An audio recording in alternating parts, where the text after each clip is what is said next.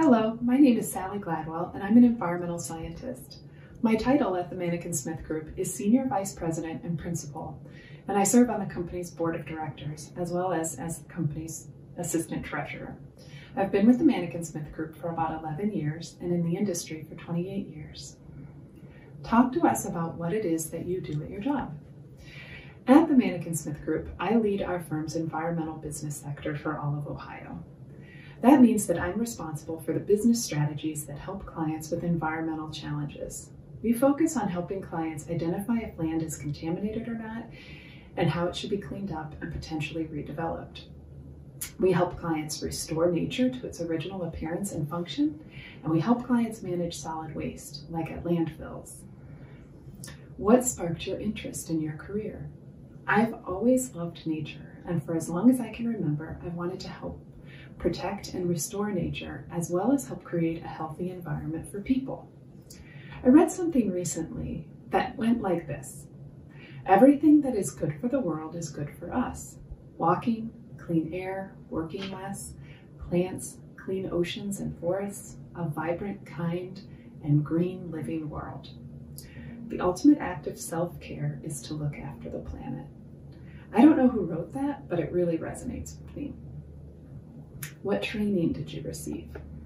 My formal education includes a Bachelor's of Science degree in Biology and Peace Studies from Xavier University in Cincinnati, and a Master's of Science degree in Environmental Science and Management from Duquesne University in Pittsburgh.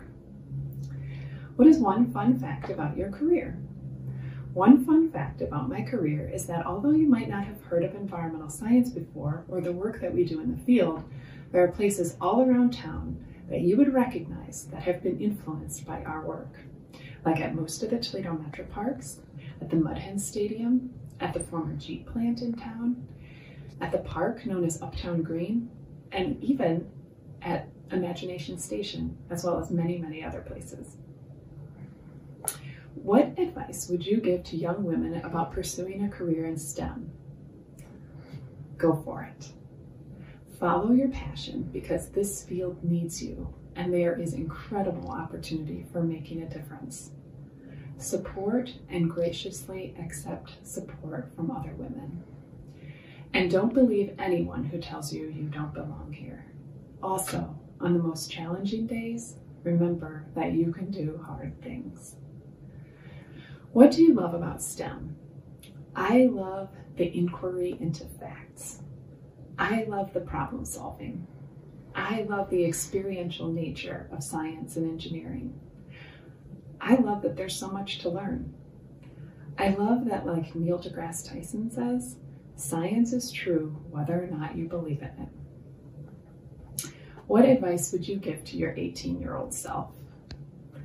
I would say do not let others discourage you or tell you that you don't belong, or that when you finally made it to an important milestone, that you were given the opportunity just because you're a token woman.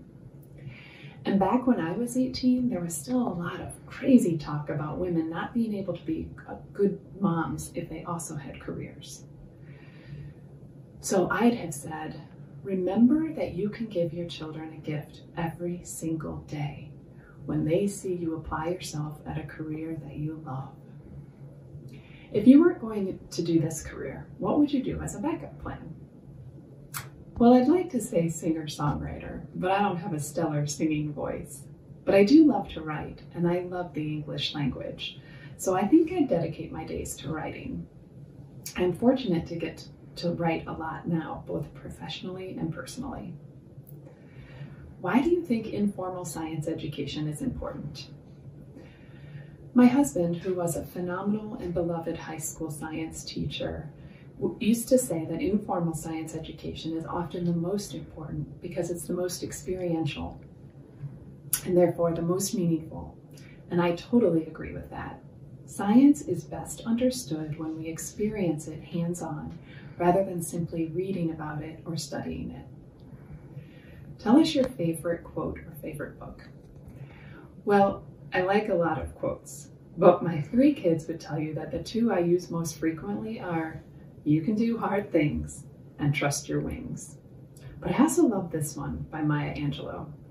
Continue to dare to love deeply and risk everything for the good thing. My favorite book, To Kill a Mockingbird. If you haven't read it, read it. If you've read it, read it again.